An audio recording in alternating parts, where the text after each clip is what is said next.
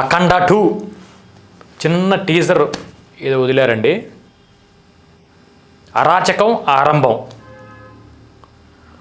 బాలకృష్ణ గారిని ఇంకా వేరే ఏ డైరెక్టర్ తీస్తే కూడా ఈ రేంజ్లో తీయలేరేమో అని బోయపాటి గారు మళ్ళీ ప్రూవ్ చేస్తూనే ఉంటారు. బాలకృష్ణ గారిని ఒకసారి ఇప్పుడు స్క్రీన్ మీద చూస్తే అట్లా హెయిర్ పెట్టుకునే విధానం కానీ ఆ ఫేస్ లుక్స్ కానీ ఇప్పుడు 3-4 ఇయర్స్ బ్యాక్ వచ్చిన అఖండ లాగే అనిపిస్తుంది. ఆయన డైలాగ్ డెలివరీ కానీ ఇంకా మరి ఎందుకు వేరే వాళ్ళు ఎవ్వరు చెప్పించలేరో అర్థం కావట్లేదు. కానీ ఆ మ్యాజిక్ని ఎంజాయ్ చేయడానికి మాత్రం ఆడియన్స్ ఎప్పుడు సంసిద్ధంగానే ఉంటారు. మనం పార్టీల్ని మనం కాసేపు కులాల్ని పార్టీల్ని అన్నిటి పక్కన పెట్టేస్తే సినిమా ఈజ్ సెలబ్రేషన్ అనుకుంటాం మనం. ఇప్పుడు సినిమాని ఎంజాయ్ చేద్దాం అనుకుంటాం మనం. ఇప్పుడు సినిమా బాగుండాలని కోరుకుంటాం మనం. ఇప్పుడు సినిమా హాల్లోకి వెళ్ళిన తర్వాత ఈ కష్టాలు, ఈ బాధలు, ఈ కన్నీళ్ళు, ఈ గొడవలు మొత్తం వదిలి పక్కన పడేసి ఒక 2 అవర్స్ 2.5 అవర్స్ వేరే లోకానికి వెళ్ళిపోదాం. అదొక ఇన్స్పిరేషన్గా మనలో ఉన్న భయాలు, మనలో ఉన్న బాధలు, మనలో ఉన్న కష్టాలు ఇవన్నీ తొలగిపోయి కాసేపు ఆనందంగా ఉండిద్దని మనం థియేటర్కి పోతాం. ఆ థియేటర్కి వెళ్ళిన తర్వాత ఇంకా ఇంతకుముందు ప్రతిసారి ప్రూవ్ అయింది. మన డైరెక్టర్ గారు తర్వాత హీరో గారు వీళ్ళిద్దరు కాంబినేషన్ ఏ రేంజ్లో ఉంది అనేది మాత్రం అర్థమైపోతూ ఉంది. ఇక తీస్తే వీళ్ళిద్దరే తీయాలి, ఇంకా వేరే ఎవరు తీసినా కూడా ఈ సినిమా ఆడదు, లేదంటే ఈ సినిమాకి అది రాదు అని చెప్పి బోయపాటి సీని గారు మళ్ళీ ప్రూవ్ చేస్తూనే ఉన్నారు. ఆడియన్స్ కూడా అలాగే ఎగబడి ఎంజాయ్ చేస్తున్నారు. ఒక సినిమా లవర్గా, ఒక సినిమాని ఇష్టపడేవాడిగా, సినిమా ఇలా ఉండాలి అని కోరుకునేవాడిగా ఖచ్చితంగా ఈ సినిమాని అందరం ఎంజాయ్ చేస్తాం. దాంతోపాటు మనం రివ్యూస్ చెప్పడానికి కాదు ఈ ఛానల్ ఏంటంటే డైరెక్షన్ ఎలా నేర్చుకోవాలి, డైరెక్షన్ ఎలా చేయాలి, ఆల్రెడీ వేరే సినిమాల నుంచి ఎలా తీసుకోవాలి, వేరే డైరెక్టర్ నుంచి మనం ఏ ఇన్పుట్స్ తీసుకోవాలి అని చెప్పి మనం అనుకుంటూ ఉంటాం. దీంట్లో భాగంగానే ఈ డైరెక్షన్ మన బాలకృష్ణ గారిలో ఉన్న పవర్ని, బాలకృష్ణ గారు ఉన్న మ్యానరిజాన్ని, బాలకృష్ణ గారిలో ఉన్న వాయిస్ డైలాగ్ డెలివరీని, బాలకృష్ణలో ఉన్న ఫ్యాన్స్కి ఏం కావాలి, ఆయన గెటప్ ఎలా ఉండాలి, ఆయన జుట్టు నుంచి ఆయన వేసుకునే షూ దాకా ఎలా ఉండాలి, ప్రతి దాంట్లో కూడా బోయపాటి గారు రీసెర్చ్ చేసి ఫస్ట్ నుంచి కూడా మనకు ఆ లెజెండ్ కావచ్చు, సింహ అవ్వచ్చు, అక్కడి నుంచి కూడా ఆయన తీసుకుంటూ వస్తున్నారు. ఆడియన్కి ఇది కావాలి, సమరసింహారెడ్డి, నరసింహనాయుడు లాంటి సినిమాల్లో పవర్ఫుల్గా బాలకృష్ణ గారు ఎలా చూశారో అంతకు 10 రెట్లు పవర్ఫుల్గా ఆయన చూపించాలని చెప్పి ఎప్పటికప్పుడు ట్రై చేస్తూనే ఉంటారు మన బోయపాటి గారు. దాంట్లో ఎటువంటి డౌటు లేదు. అది దీంట్లో మళ్ళీ ప్రూవ్ అయింది. ఇక second credit goes to Thaman గారు. అసలు మరి ఆయనకి ఇంకా ఏ పూనకం వచ్చిందో తెలియదు కానీ అఖండ అయితే నాకు గుర్తుంది, కరోనా తర్వాత థియేటర్లోకి వెళ్ళాము. మా నాన్న నేను వెళ్ళాము థియేటర్కి. చాలా తర్వాత థియేటర్ సినిమా చూడటం అదే. ఈ ఫస్ట్ రోలోనో సెకండ్ రోలోనో టికెట్లు మా వెనకాల దొరికినాయి. థియేటర్కి వెళ్ళి కూర్చున్న తర్వాత అసలు ఆ సౌండ్కి అసలు ఇంక ఊగిపోయామన్నమాట. ఊగిపోయి ఆ స్క్రీన్ మీద ఇలా దున్నపోతులు అవన్నీ, ఆ ఎద్దులో ఉన్నాయి కదా అవన్నీ మీద దూకుతున్నట్టు, అవి బాలకృష్ణ గారి ఎంట్రీ ఫైటు, అసలు అవన్నీ చూస్తాను ఇప్పటికీ మర్చిపోలేము ఎప్పుడు. అదొక కరోనా తర్వాత థియేటర్లో చూసిన సినిమా కదా, ఫస్ట్ వేవ్ తర్వాత అనుకుంటా. సో అలాంటి మిస్ప్రైజింగ్ చేసిన మన బోయపాటి సీని గారు మళ్ళీ అఖండ 2తో ప్యాన్ ఇండియాలో ఇప్పుడు ఈసారి నాకు తెలిసి అన్ని లాంగ్వేజ్లో వస్తున్నట్టుంది. ప్యాన్ ఇండియా లెవెల్లో బ్యాక్గ్రౌండ్లో శివుడు అంటే పెద్ద బాలకృష్ణ గారు శివుడి తత్వంతో ఉంటాడు కాబట్టి ఆయన ఇంకా శివుడి త్రిశూలాన్ని కానీ, శివుడి పవర్ని కానీ, శివుడిని ఎట్లా వాడుకోవాలో అట్లా వాడుకుంటాడు మన బోయపాటి గారు. దాంట్లో డౌటే లేదు. సినిమాని సినిమాగా చూద్దాం. ఆ పేలిపోటాలు, ఆ కొడతాలు అవన్నీ కొంతమందికి ఒక వర్గం. ఇప్పుడు ఒక్కొక్క సినిమా ఒక్కొక్క కోసం తీస్తారు. దీంట్లో ఎక్కువ 60-70% ఇలాంటి సినిమాలు ఇష్టపడుతుంటారు ఆడియన్స్. ఎందుకంటే వాళ్ళు చేయలేనిది హీరో వాళ్ళ కోసం ఏదో చెయ్యాలి. వాళ్ళు కల్లోనో ఎక్కడో కొట్టుకున్నట్టు ఎగిరి తనినట్టు అనిపిస్తూ ఉంటుంది వాళ్ళకి. లారీని గర్రం తిప్పినట్టు, బాగా గుద్దినట్టు నలుగురిని అని అనిపిస్తూ ఉంటాయి సరదాగా. వాళ్ళ ఆశలు ఎవరు దొంగలను కొట్టినట్టు, లేదంటే ఇట్లా కూనిగోరులను కొట్టినట్టు అనిపిస్తూ ఉంటుంది. కానీ కొట్టలేరు వాళ్ళ లైఫ్లో. అది వాళ్ళు హీరోలు చూసుకుంటూ ఉంటారు, వాళ్ళ హీరోలు. అదే బోయపాటి గారు వాళ్ళ హీరోని అలా చూపించారు. సో మనం కూడా నేర్చుకోవాల్సింది ఏంటంటే డైరెక్టర్ గ్యారేజ్లో కొత్త డైరెక్టర్గా అసలు ఫస్ట్ హీరోని ఆలింగనం చేసుకోవాలి, ఏం చెయ్యాలి, ఆయన బలాలేంటి, ఆయన ఎలా ఉంటే బాగుండిద్ది, ఆయన ఎలా చూపించాలి ఇలా చూపించాలి, ఆయనతో ఒక అవార్డు సినిమాలు తీద్దామని కానీ, ఆయనతో ఒక భరతనాట్యం సినిమా చేద్దామని కానీ, లేదా ఆయనతో ఈ టైప్గా ఆలోచించుకోకుండా మనం ఆయన పవర్ ఏదైతే ఉందో ఆ పవర్లోకి వెళ్ళి సినిమా తీయాలి.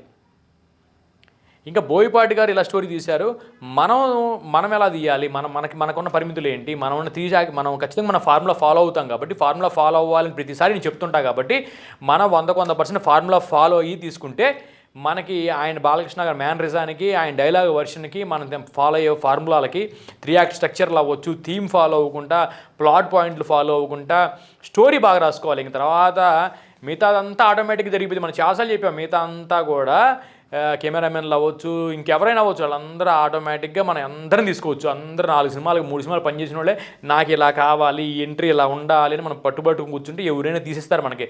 ఆ కమాండింగ్ నేచరు, ఆ 20 మంది 200 మందిని నిలబెట్టి సినిమా తీసుకో దమ్ము మనలో ఉండాలి అంతే.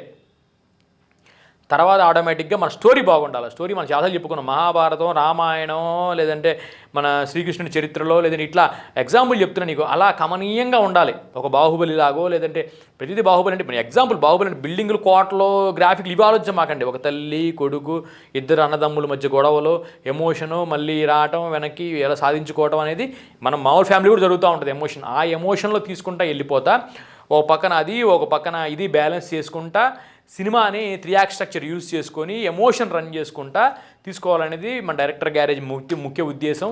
దీంట్లో కూడా ఇప్పుడు మన తెలుగు సినిమాలు చూస్తున్నట్లయితే చాలా మంచి సినిమాలు, చాలా మంచి ట్రైలర్లు, మ్యాక్సిమము పెద్ద హీరోలు, ఒక ప్రామిసింగ్ అంటే స్థాయిలో ఉన్న హీరోలు అందరి సినిమాలు కూడా మ్యాక్సిమం మంచి డైరెక్టర్లు కూడా ట్రెండ్ ఫాలో అవుతున్నారు. ఇంతకుముందులాగా ఏదో దాదాపు తీసేద్దామని కాకుండా ట్రెండ్ ఫాలో అవుతా హీరో ఫ్యాన్స్కి ఏం కావాలి, అసలు హీరోల పవర్ ఏంటి అని చెప్పి స్టోరీ మీద ఎక్కువ వర్క్ చేస్తున్నారు, ఎక్కువ ఇన్వెస్టిగేషన్ చేస్తున్నారు, పాన్ ఇండియా రేంజ్లో ప్లాన్ చేసుకుంటున్నారు, దైవత్వాన్ని ఇంక్లూడ్ చేసుకుంటున్నారు. ఎందుకంటే దైవం అంటే ఎంత కాదన్నా ఎంత అవునన్నా ఇండియాలో 170 మందికి శివుడు అంటే ఇష్టం, అంటే డౌటే లేదు.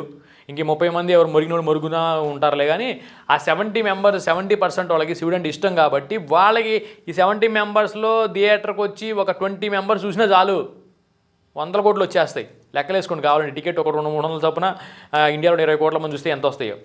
సో దాని గురించి పెద్ద డౌట్ ఏం లేదు. సో డైరెక్టర్లు చాలామంది మ్యాక్సిమం అందరు డైరెక్టర్, ఇప్పుడు ప్రతి డైరెక్టర్ కూడా మంచి తీయాలని ట్రై చేస్తున్నారు, మంచిగా వస్తున్నాయి అవుట్పుట్లు కూడా. సో మన దాహం తీరబోతుంది. ఇప్పుడు మా ఇంట్లో మా మిస్సెస్ కూడా నేను అడుగుతున్నా, ఏంటి జియో హాట్స్టార్ మనం కొన్నాము, సినిమాలు ఎక్కువ రావట్లేదని. అంటే ఆల్రెడీ పాపం వారానికి 2-3 వేస్తానే ఉన్నాడు, అయినా కూడా రావట్లేదని అంటున్నారు. ఎందుకంటే ఒక సినిమా ఒక రోజులో 3-4 సినిమాలు కూడా చూస్తారు, పండగ వచ్చినా, లేదంటే ఆదివారం వచ్చినా, శనివారం వచ్చినా. అంటే రోజుకి అట్లీస్ట్ ఒక సినిమా రిలీజ్ అయ్యే కెపాసిటీ ఒక ఓటీటీకి ఉంది. రోజుకో సినిమా అంటే 365 రోజులు ఆ ఓటీటీ రిలీజ్ అవ్వాలి. అట్లా 10 ఓటీటీలు ఉన్నాయి. అంటే నెలకి ఆల్మోస్ట్ 1000 సినిమాలు, సంవత్సరానికి 1000 సినిమాలు వస్తాయి. కానీ జనం దాహం కూడా అట్లా తీర్చలేము. అంటే 1000 సినిమాలు హిట్ అవ్వాలి, మళ్ళీ ఫ్లాప్ అయితే చూడరు. సో అంత పొటెన్షియాలిటీ ఉంది కాబట్టి మనం అలాంటి మంచి సినిమాలు చేసుకుంటూ ఉంటే ఖచ్చితంగా వర్కౌట్ అవుతుంది. ఆల్ ద బెస్ట్ బాలకృష్ణ గారు. బాలకృష్ణ థియేటర్లో చూడాలని, ఆ ఉగ్రాన్ని, ఆ ఆవేశాన్ని చూడాలని చెప్పి కోరుకుంటూ, తర్వాత బోయపాటి గారు ఆల్ ద బెస్ట్ అండి. తమన్ గారు మీరు ఇచ్చిన మ్యూజిక్ అల్టిమేట్. ఇంకా టీవీకి సంబంధించిన ప్రతి ఒక్కళ్ళు అల్టిమేట్గా పనిచేస్తారని అనిపిస్తుంది. ఎందుకంటే ఆ వర్క్ కానీ, ఆ కష్టం కానీ, ఆ టెక్నికల్ వాల్యూస్ కానీ చూస్తుంటే మనకు 100% అర్థమవుతుంది. అందరూ బాగుండాలి, సినిమా బ్రహ్మాండంగా హిట్ అవ్వాలి, వాళ్ళని లేదు వీళ్ళని లేదు, ఆ వర్గం లేదు ఈ వర్గం లేదు, సినిమా హిట్ అయితే అందరూ బాగుంటాం, అందరూ ఎంజాయ్ చేస్తాం థియేటర్కి వెళ్ళి. ఎందుకంటే మన శాలరీ వచ్చినా ఏమొచ్చినా ఫస్ట్ మనకు గుర్తొచ్చేది సినిమా కాబట్టి, సినిమా బాగుంటే మనందరం కలుస్తాం, లోపలికి వెళ్ళిన తర్వాత మంచిగా మాట్లాడుకుంటాం, ఒకరికొకరు హెల్ప్గా ఉంటాం. థియేటర్లో అంత మంచి వాతావరణం, అది ఒక రకమైన ఎంజాయ్మెంట్. ఆ రోజు పొద్దున్న లెగుస్తాం, మరి మధ్యాహ్నం సినిమా పోతున్నాం అంటే పొద్దున్నుంచి ఆనందంగా ఉంటుంది. టిఫిన్ చేస్తాం, చక్కగా ఏదన్నా బయటికి వెళ్ళి తినేసి మళ్ళీ సినిమాకి వెళ్ళిపోయి మళ్ళీ సాయంత్రం వచ్చేసి ఇది ఒక రోజల్లా ఎంజాయ్మెంట్గా ఉంటుంది ఫ్యామిలీతో, ఈ కష్టాల్లో, ఈ కన్నీళ్ళలో, ఈ బిజీ లైఫ్లో. ఖచ్చితంగా డైరెక్టర్ గ్యారేజ్ కూడా ఒక ఛాన్స్ ఇవ్వండి, మేము కూడా వచ్చి మీకు పని చేస్తాం, కావాలంటే మీ సినిమాలకి మంచి అవుట్పుట్లు ఇస్తాం, 100% హాలీవుడ్ రేంజ్ అవుట్పుట్ కావాలని ఇస్తాం. 5 లక్షల నుంచి 50 కోట్ల దాకా మేము సినిమాలు మేము పని చేయగలం, మాకు ఆ నాలెడ్జ్ ఉంది. ఇక నా ఎక్స్పీరియన్స్కి వస్తే 40 దాకా షార్ట్ ఫిల్మ్లు అందరం కలిసి చేసాము, మేము ఫ్రెండ్స్ అందరం కలిసి. మన ఓటీటీలో కూడా చిన్న ఓటీటీ కూడా రిలీజ్ అయింది మా సినిమాలో. దాని తర్వాత ఈటీవీలో కూడా నా గురించి ఇంటర్వ్యూ వచ్చింది. దాని తర్వాత 4-5 సినిమాలకి, థియేటర్ రిలీజ్ సినిమాలకు కూడా నేను డైరెక్షన్ డిపార్ట్మెంట్లోనో స్క్రిప్ట్ డిపార్ట్మెంట్లో పనిచేసిన అనుభవం ఉంది. దాని తర్వాత హాలీవుడ్ కోర్సు కూడా నేను నేర్చుకుంటా ఉన్నాను. నా నెంబర్ పెడతాను, కుదిరితే ఒక్కసారి ఏదన్నా డైరెక్టర్ మాకు ఒక అవకాశం ఇవ్వండి, నాకు ఇచ్చినా పర్లేదు, నా డైరెక్షన్ ఛాన్స్ ఇవ్వకపోయినా పర్లేదు, మా టీంకి ఎవరైనా ఇచ్చినా పర్లేదు, లేదంటే మీ సినిమా ఆల్రెడీ అందరూ కన్ఫర్మ్ అయిపోయి మేము వచ్చి మీకు పనిచేసి అందరం కలిసి ఒక మంచి సినిమా డెవలప్ చేద్దాం, అందరం కలిసి మంచి సినిమా హిట్ కొడదాం. ప్రొడ్యూసర్ బాగుండాలి, ప్రొడ్యూసర్ డబ్బులు ఇస్తే 10 సినిమాలు తీస్తాడు. ఈ ప్రొడ్యూసర్ నాకు ఛాన్స్ ఇవ్వలేదు, ఆడి సినిమా పోవాలి, వీళ్ళు నాకే ఛాన్స్ ఇవ్వాలి, ఈ సినిమా పోవాలని నాకు కుళ్ళుకునే వ్యవహారం లేనే లేదు. ఇయ్యపోయినా పర్లేదు, సొంత డబ్బులతో కూడా మేము ట్రై చేసుకుంటున్నాం. ఆల్రెడీ 40-50 షార్ట్ ఫిల్మ్ చేసిన సొంత డబ్బులతో 2 గంటల సినిమా చేయలేమా? డెఫినెట్గా ప్లాన్ చేసుకున్నాం. యూట్యూబ్లో కూడా బ్లాక్ బస్టర్ అయ్యి చాలా పేరు వచ్చిన సినిమాలు చాలా ఉన్నాయి. సో దానిగా మన కోరిక తీరాలి, మన సినిమా తీయాలని కోరిక తీరాలి. దాంతోపాటు ప్రొడ్యూసర్ బాగుండాలి. మన కోరిక కోసం పిచ్చి సినిమాలు తీయకుండా మంచి రియాక్ట్ స్ట్రక్చర్ ఫాలో అవుతా, మంచిగా హాలీవుడ్ ఫార్ములా ఫాలో అవుతా, మంచిగా స్టోరీ రాసుకొని స్టోరీ తర్వాతే ఏదైనా మంచి స్టోరీ రాసుకొని హిట్ కొట్టి 100కి 60 మార్కులు మనం తెచ్చుకుంటాము. అప్పుడు 60 మార్కులు వస్తే ఓటీటీ వాళ్ళు కొంటారు, మన డబ్బులు మనకు వస్తాయి. ఇంకా 70 వస్తాయా, 80 వస్తాయా, 90 వస్తాయా, 100 వస్తాయా అనేది ఆ దేవుడి మీద ఆధారపడి ఉండిద్ది, ఆ ఆడియన్స్ మీద ఆధారపడి ఉండిద్ది. నా నెంబర్ పెడతాను, ఒకసారి కుదిరితే ఫోన్ చేయండి. ఖచ్చితంగా మనం మంచి సినిమా తీద్దాము. అఖండ లాంటి సినిమా మనం అంత ఖర్చు పెట్టి చేయలేకపోయినా కూడా మనం అఖండ అవ్వచ్చు, లేదంటే మన అనిల్ రావుపూడి గారిని అవ్వచ్చు, రాజమౌళి గారిని అవ్వచ్చు, లేదంటే హిట్ డైరెక్టర్లు మన కాంతారా అవ్వచ్చు, కేజీఎఫ్ అవ్వచ్చు, ఎవరినైనా మన ఇన్స్పిరేషన్ తీసుకొని ఒక్కొక్క దాంట్లో ఒక్కొక్క క్వాలిటీ తీసుకొని మనం మిక్స్ చేసుకొని ఇలా ఉంటే బాగుంటుంది, ఇలా ఉంటే బాగుంటుంది, దాంతోపాటు మన ఫార్ములాను మనం ఇంక్లూడ్ చేసుకొని హాలీవుడ్ ఫార్ములాస్ అన్ని ఇంక్లూడ్ చేసుకొని స్క్రిప్ట్ మీద 1-10 సార్లు కూర్చొని తర్వాత మళ్ళీ మనకి ప్రొడ్యూసర్ అడ్వాన్స్ ఇచ్చిన తర్వాత మళ్ళీ ఒక 4-5 అసిస్టెంట్ ఎడిటర్లతో కోడేటర్ అందరితో కూర్చొని దాన్ని మళ్ళీ రాసి స్క్రిప్ట్ని 1 నెల 2 నెలలు 3 నెలలు టైం తీసుకొని స్క్రిప్ట్ బాగా వచ్చిన తర్వాత దాన్ని మళ్ళీ చిన్న కెమెరాతో కొన్ని తీసుకొని అంత బాగుందన్నప్పుడే షూట్కి వెళ్ళి 100% దాన్ని సక్సెస్ చేయడానికి మనం ట్రై చేద్దాము. కాంబినేషన్ షీట్ చేసేస్తే సినిమా హిట్ అయిపోయింది అనుకోవటం మాత్రం తప్పు. ఎంత పెద్ద హీరో అయినా, ఎంత పెద్ద డైరెక్టర్ అయినా స్టోరీ లేకుండా వెళ్తే ఫ్లాపే.